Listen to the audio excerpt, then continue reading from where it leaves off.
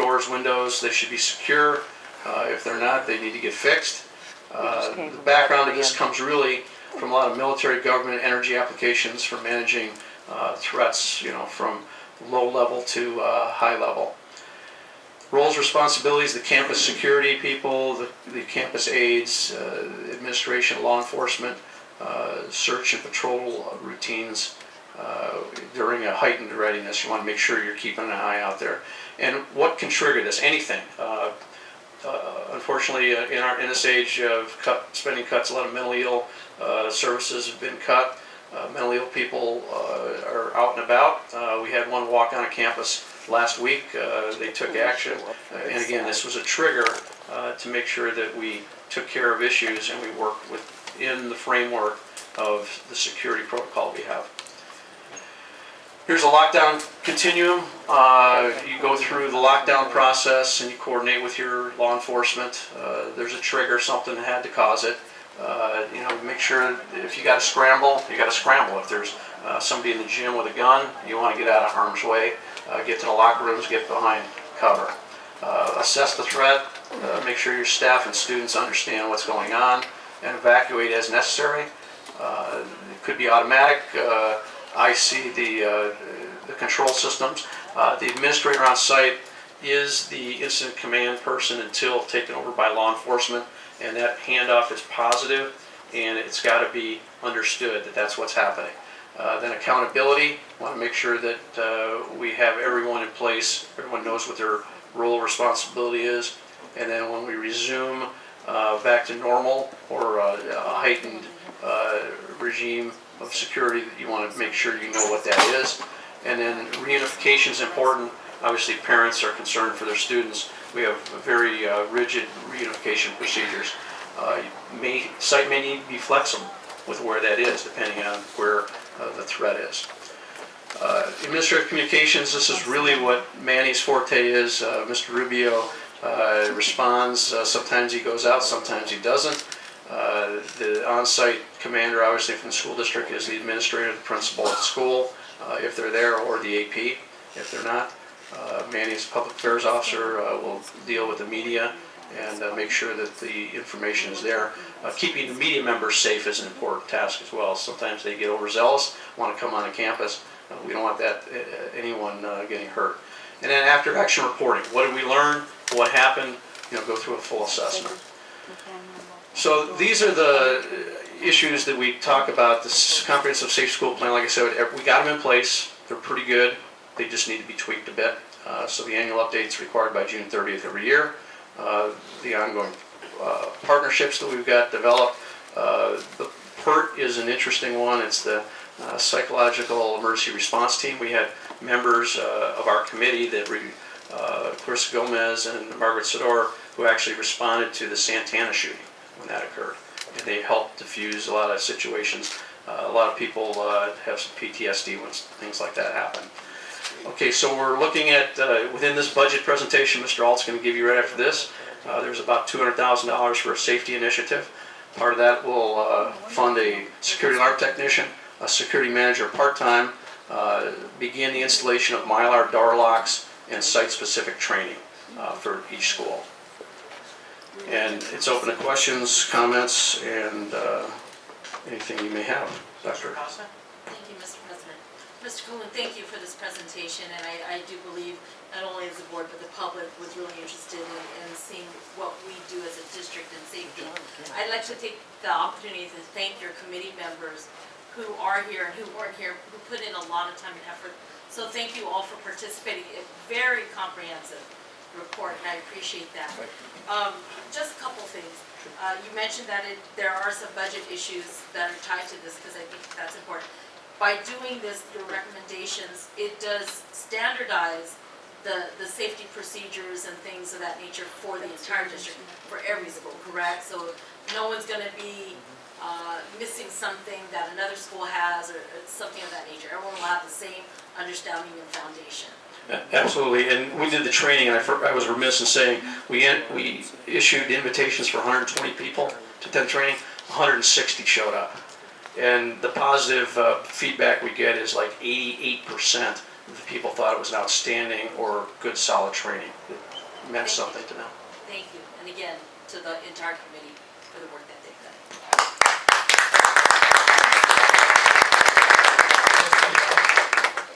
Well, I also want to thank you and your committee for the work that you did.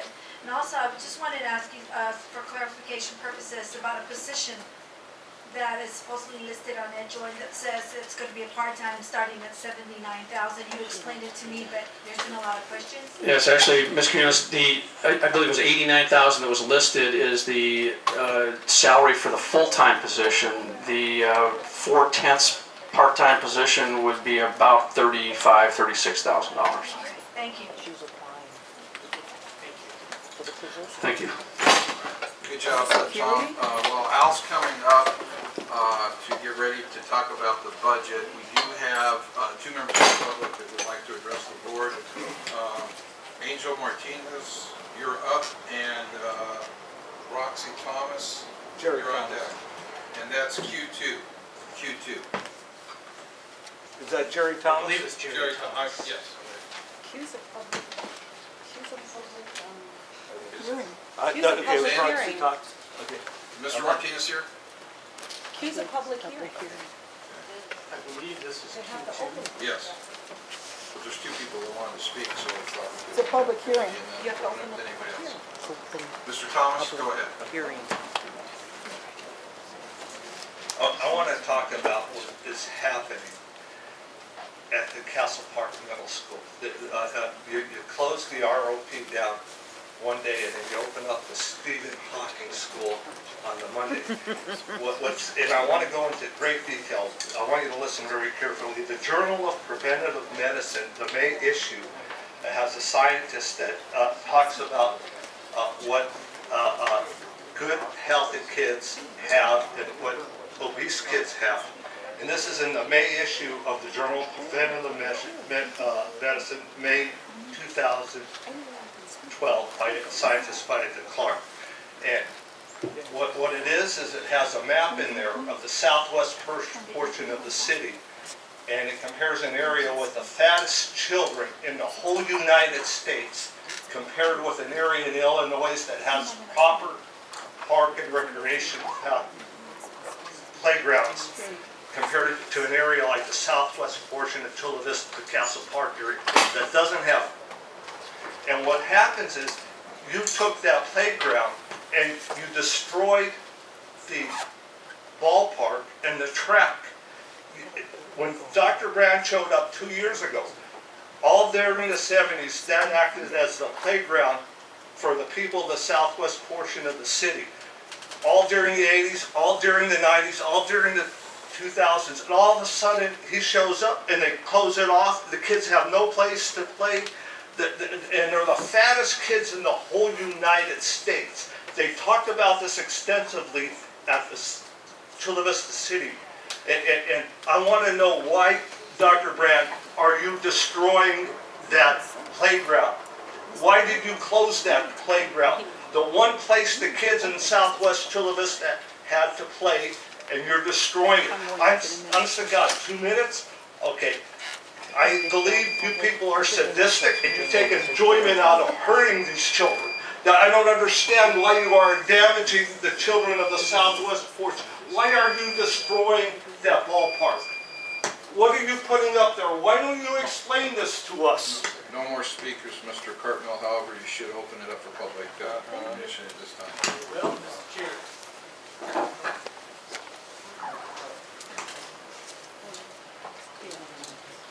You all have been doing this a long time. You're supposed to, we're opening this up for a public hearing. No, not before you didn't, sir. You were talking about 2 speakers. You didn't open it up. And I just wanted to comment and say it's amazing to me that John McCann feels that me taking his sign and returning it to Maxwell Street is more important than the safety of the children of this district. So please, all of you, when it comes time to vote, don't vote for John McCann. Oh, given. Any other speakers? You see, I think the police to take Kathy out.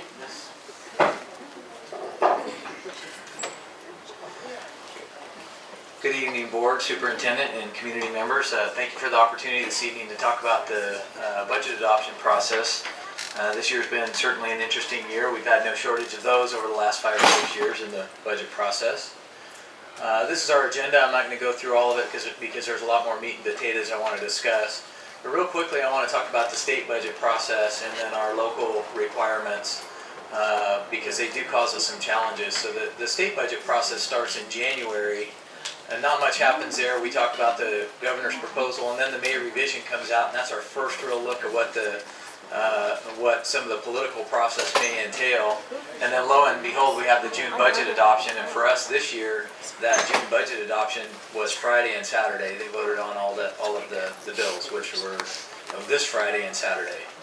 And so, as you know, this presentation, the agenda package and whatnot was submitted before that. So it's going to cause us some challenges in transitioning the information that's in the presentation. I'll try and make it as simple as possible.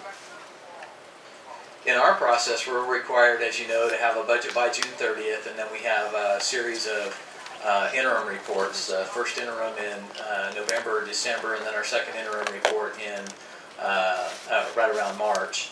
And those two interim reports will become key as we move through the presentation. I mentioned that this is an interesting year for us, and the reason why it's so interesting is that the local control funding formula that the governor proposed has in fact been adopted. And so what that means for us is that we've moved off of what's called the revenue limit and all the categorical programs to this local control funding formula. The revenue limit was in place for 40 years. So I think there's very few people in the room who have experience in anything other than the revenue limit. So this is really a watershed moment for us in school funding. The formula, the local control formula, brings us back to pre-recession funding levels, which is very good news for us. It has three key components. I won't get into detail about the components, but there's a base grant, which is the majority of the funding, and then supplemental and concentration grants. And fortunately, in our case in Sweetwater, we qualify for all the funding in each of these components because they're primarily focused on low income and English language learners, which is a significant percentage of our population. A new piece that's just now starting to develop out of the bill is what's called the Local Accountability Plan, or now that the bill's passed, it's actually called the Local Control Accountability Plan. And that's the piece where really we're not just going to be given our funding to do anything we want to do with it. We'll have to develop a plan. We'll have to show our key performance indicators, and we'll have to report annually on how we're using these monies to meet this accountability plan. But really that hasn't been developed other than the name and some key indicators that we would look at this point in time.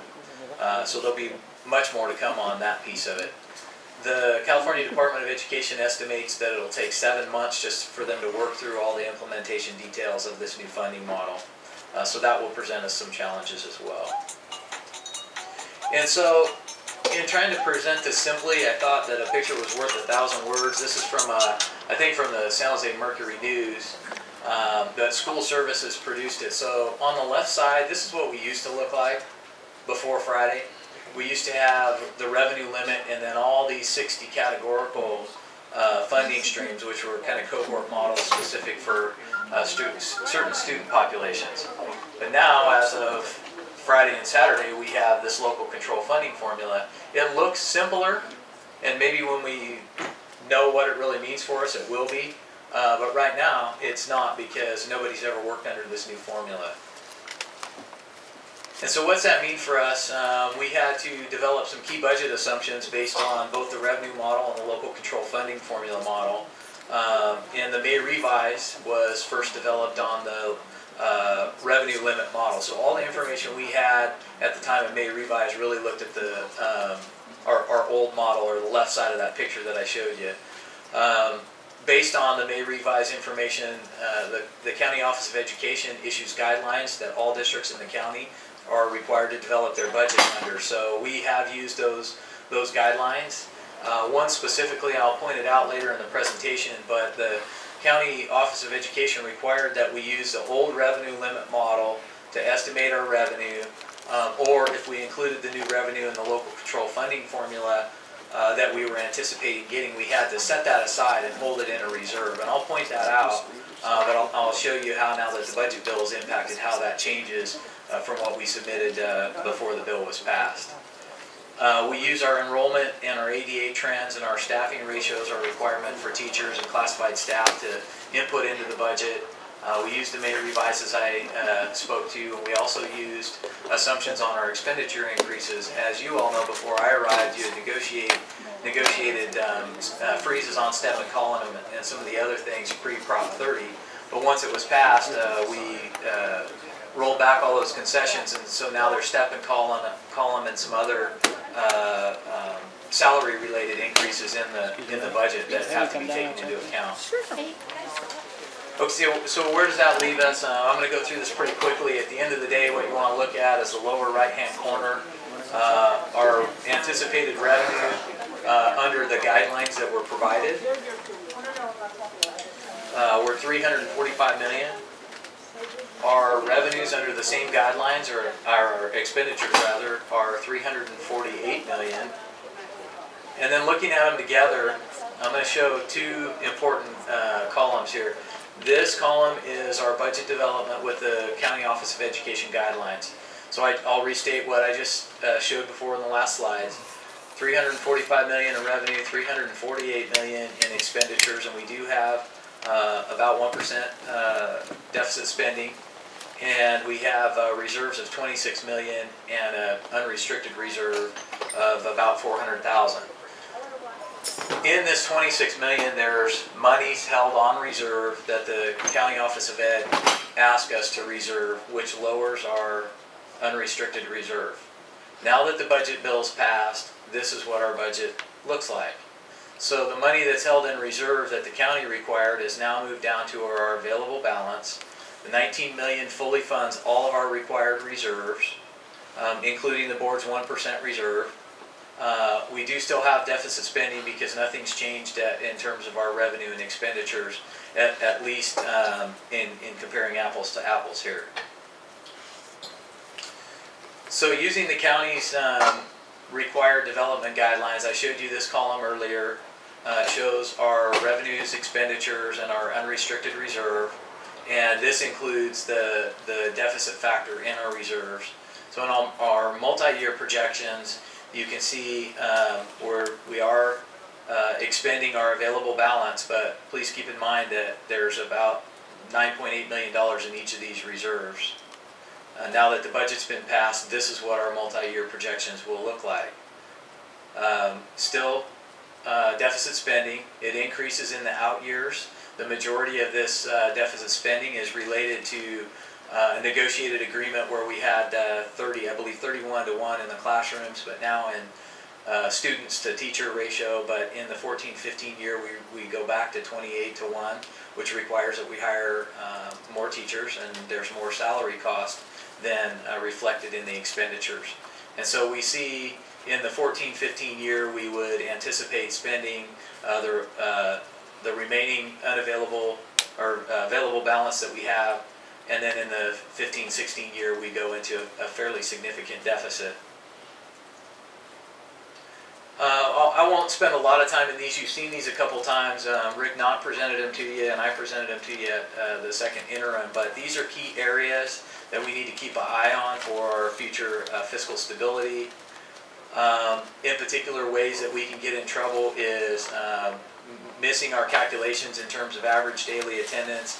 Now, I mentioned, or I show where we're using one-time dollars to, or our available balance to make sure we cash flow the operations. We do have negotiations coming up. Actually, we're actively negotiating now, so that there's no money in these proposed budgets for collective bargaining until those are resolved. And we do have deficit spending, so I'll touch on those a little bit more as we move forward. But those are concerns that we need to keep front and center. Rick Knott showed you this presentation, or this slide, when he did the first interim. So we show the decline of our available balance.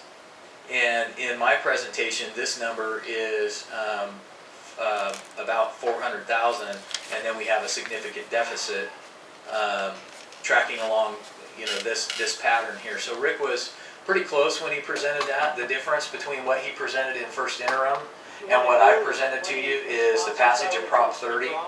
And so we've got a little bit more revenue than we anticipated when he first presented that slide. You guys gonna let me know if something goes crazy back there? You guys are watching back there for me? Okay, so I'm gonna get rolling. There's additional considerations we have to keep an eye on. I talked about collective bargaining, but most importantly in our multi-year projections, there's things that are not in there yet. We have long-term debt obligations that increase as we go out in years. We have a new GASB requirement coming in, governmental accounting standards boards that will have to reflect our L Street principal payments. Even if we're not paying them, we'll have to pay that. We'll have to reflect those in the out years. We have some programmatic additions like the iPads and the one-to-one initiative, and then we just have our standard inflationary trends that we'll have to track in our multi-year projections. This slide's really moot now. When I prepared this presentation, there were unresolved issues. The budget wasn't out, adult education didn't have a bill passed, ROP didn't have a bill passed, and now they do. So I'm going to speak to those a little bit more closely in our budget adoption summary. So I talked you through this column and this column. I explained what they meant, but what I wanted to do is give you some information on what it would look like should you vote at the end of this presentation to bring back adult ed and ROP. I just put adult ed back in the budget in terms of expenditures. I also took the most updated information from the budget passage on Friday and Saturday. We anticipate getting up to maybe $2.5 to $4 million more in revenue. So I put the new revenue in, I put adult ed in, and I show you what our trend looks like if you were to bring adult ed back compared to what our proposed budget looks like. And so ROP's not in here, but if we were to add another about $3 million of expenditures, you could see how that would impact us. We'd have a little greater deficit spending, but we have available balance at least in the next year to be able to accommodate that. So quickly, the overall message, we look good in the 13-14 year. We do have additional revenue that's coming through the local control funding formula and increases over time that are projected, provided the state stays committed to the full implementation. But the 14-15 year and the 15-16 years, we have to pay attention to our deficit spending. We have to make sure that if we put ROP and adult ed back in the budget, that we need to address that with some other expenditure reductions. And then we have to keep track of those other additional considerations that I mentioned earlier about inflationary factors and other obligations that we have off in the future. So my recommendation is to adopt the 13-14 budget as we've provided it, maintaining the board 1% reserve. Because the bill wasn't passed at the time I prepared this presentation, I would need a motion and an action by the board to include adult education and or ROP, so I've reflected the amount of the expenditures that would be associated with each. And then I would also need in the motion that we'd have direction to implement those expenditure increases in the budget and then bring those back in either the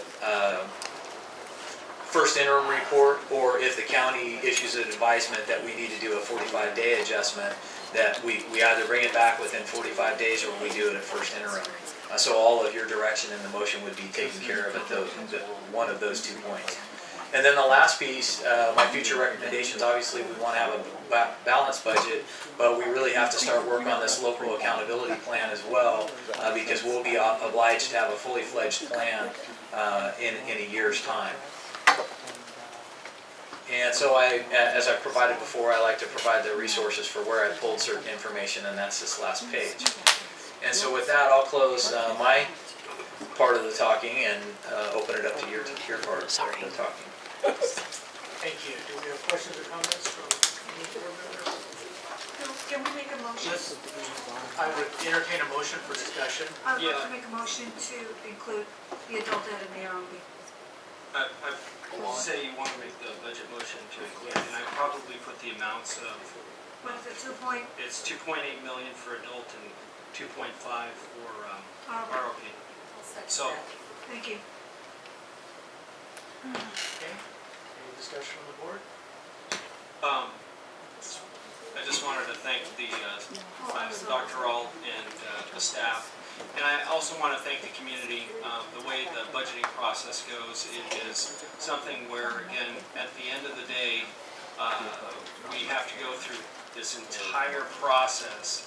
We don't really know what the money we're going to get from the state, and we need to make decisions ahead of time.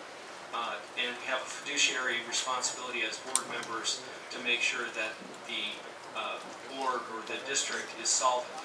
And I know that many of the board members here, their first priority was to save adult education and ROP, but in the same sense, we needed to make sure that we're okay if the state or the county shorted us. As we know, the state has not fully funded education for several years now. And I just wanted to thank the staff. I know we put a lot of pressure on you, but you were able to come through. And in the end, we were able to find the funds to save the adult schools and ROP. And I appreciate the staff and the community for going through the process with us. Thank you. With that, I call the question. Please vote.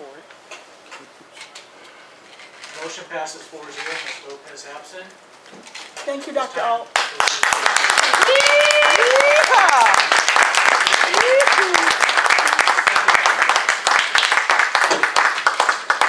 We'll be back at 8 o'clock.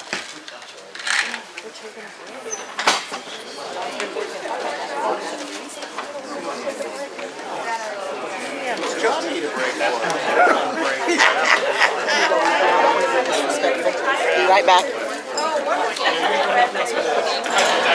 Don't make too nice.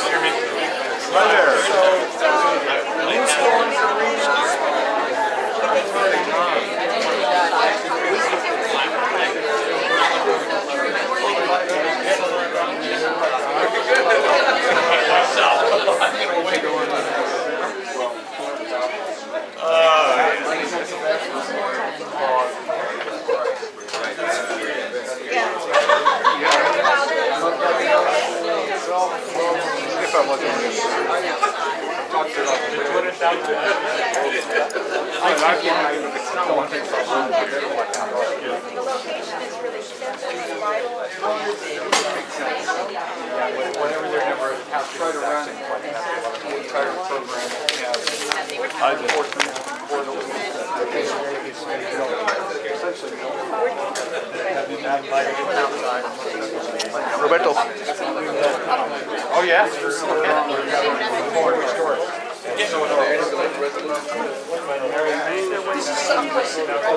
Yeah, I got it on my calendar.